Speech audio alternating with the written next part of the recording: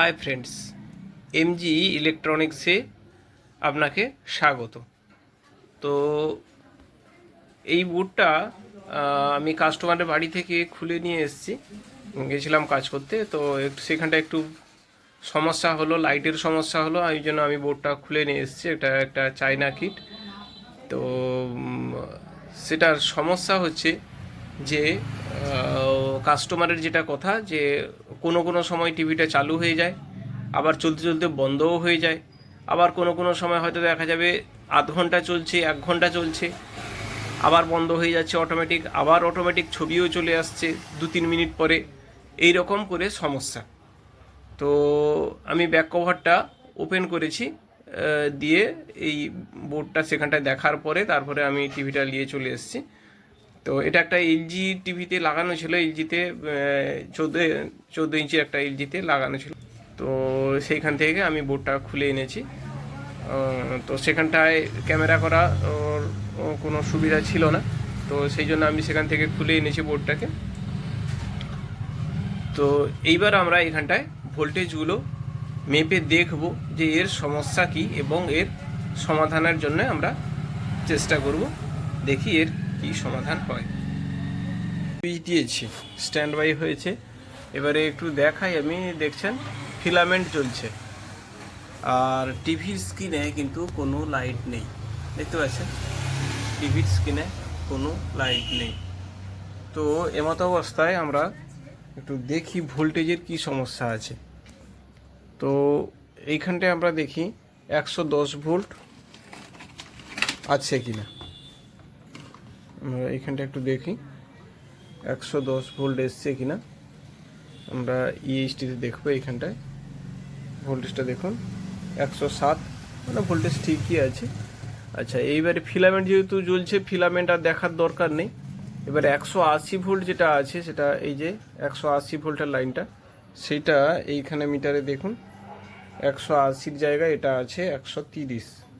বেশ, তাহলে বেস পর্যন্ত ভোল্টেজটা পৌঁছেছে কিনা সেইটা একটু আমরা দেখে নিই, তাহলেই আমাদের সুবিধা হবে। দেখি বেসে দেখুন এইখানটায় ফিলামেন্টের এই জায়গাটা 3টা লাইন আছে, এই যে 3টা রেজিস্ট্যান্স দিয়ে উপরে উঠেছে পরপর 3টা। তো এইখানটায় তাহলে 180 ভোল্টের লাইনটা থাকবে। আমরা এইখানটায় 180 ভোল্ট দেখি, এইখানটায় 180 ভোল্টের জায়গায় দেখুন 63 ভোল্ট। তাহলে ভোল্টেজটা কোথায় গেল? এখানে 63 ভোল্ট হলো কেন? থাকার কথা 130, যেহেতু আমাদের এইখানটায় 180 ভোল্টের লাইনে আমি এইখানটায় দেখছি 180 ভোল্টের জায়গায় এখানে দেখুন 130 আছে। তাহলে বাকি ভোল্টেজটা কোথায় গেল? তাহলে এই লাইনটার নিশ্চয়ই কোথাও সমস্যা থাকতে পারে। তো আমাদের স্ক্রিনেও কোনো লাইট নেই, দেখুন টিভির স্ক্রিনে কোনো প্রকার কোনো লাইট নেই। তাহলে এই ভোল্টেজটা কোথায় গেল?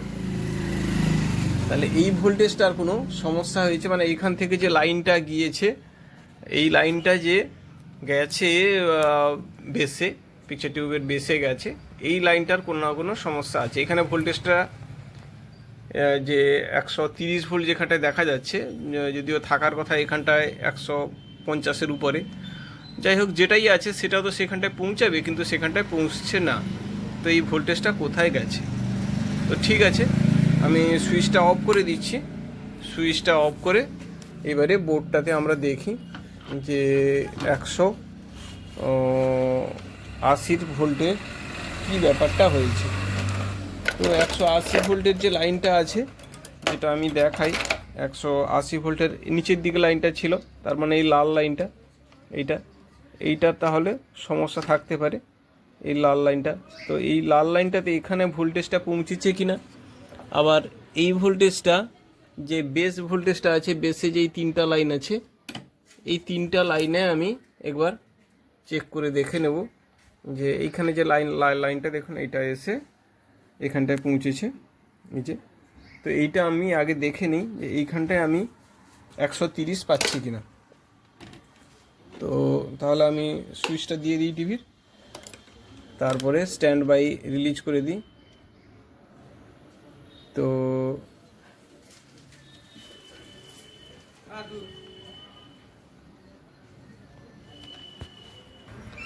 তো আমি স্ট্যান্ড বাই রিলিজ করে দিয়েছি। এইবারে আমরা এখানটায় যে লাল লাইনটা আছে এই লাইনটাতে আমরা দেখব এখানটায় 130 ভোল্ট যেটা দেখেছিলাম সেইটাই এসছে কিনা। যেমনটা বোর্ডেও দেখতে পাচ্ছেন লেখা আছে, এই যে 180 ভোল্ট লেখা আছে এখানটায়। তো এখানটায় আমি দেখি যেটা দেখেছিলাম আমার 130 ভোল্ট ছিল, সেই 130 ভোল্ট এখানটায় এসছে কিনা। লাগিয়েছি, দেখুন এখানটায় দেখাচ্ছে জিরো, এখানটায় জিরো দেখাচ্ছে, অথচ এখানটায় আমি লাগিয়ে রেখেছি এখানে কোনো ভোল্টেজ নেই।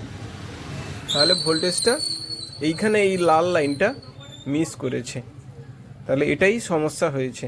তো আমি এবারে ভোল্টেজটা লাগাবো, লাগিয়ে দেখি যে কি সমস্যা হলো, কেন এটা এরকম হয়েছে। আমি লাইনটা পিছন দিক দিয়ে খুলি, তারপরে দেখি কি সমস্যাটা আছে। তো এইবারে দেখুন আমি আবার কারেন্টের সুইচটা দিয়ে দিয়েছি।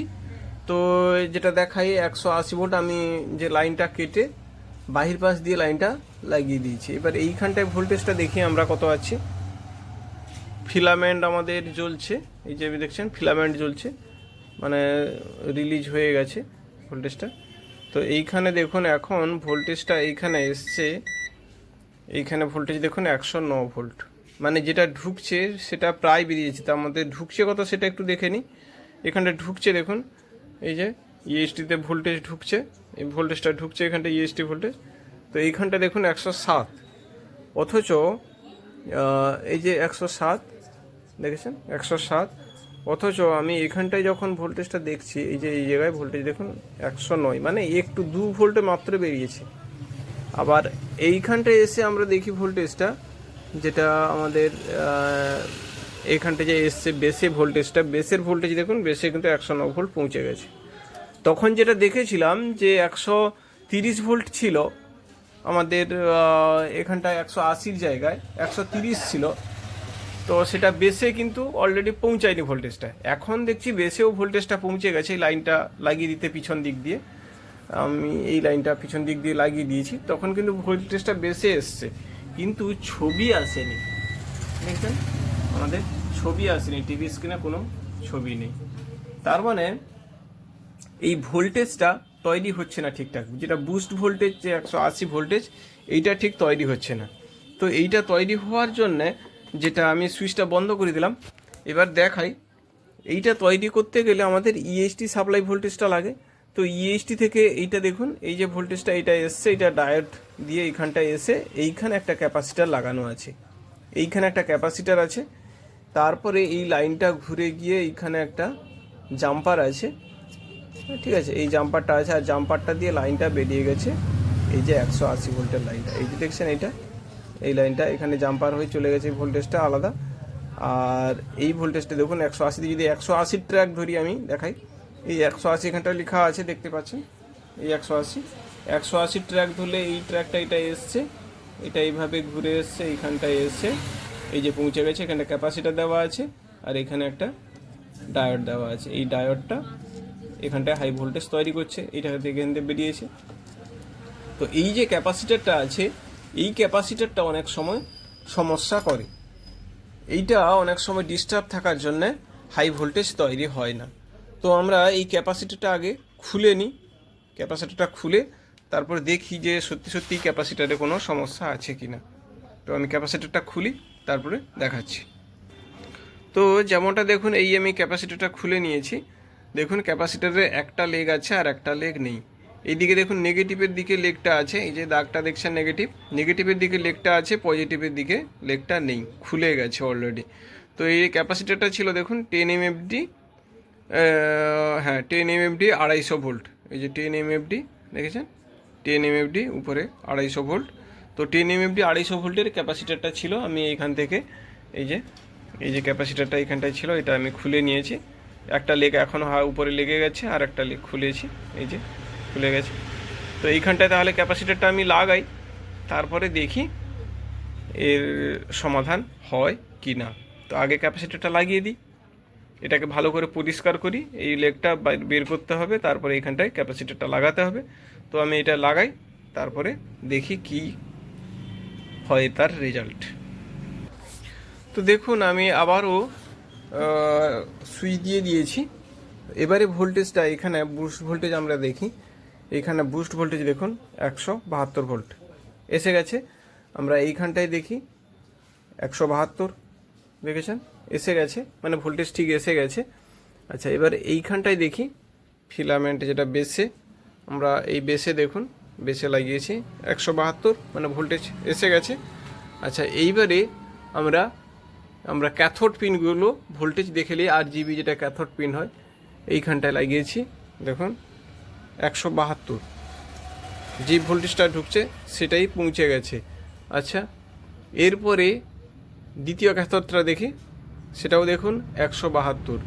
তারপরে এর ক্যাথোডটা দেখি আমরা এইখানটায়, এটাও দেখুন, এই যে তৃতীয় ক্যাথোডটা, এটাও দেখুন 172, মানে সবগুলো ভোল্টেজই 172। যেটা ঢুকছে, যেই ভোল্টেজটা এইখানটায় দেখুন, এই যে ভোল্টেজটা, এই যে 172 ভোল্ট ঢুকছে, সেই ভোল্টেজটা কিন্তু এইখানটায় পৌঁছে গেছে। তাহলে প্রবলেমটা কোথায় হচ্ছে? এই প্রবলেমটা তাহলে কোথায় হচ্ছে?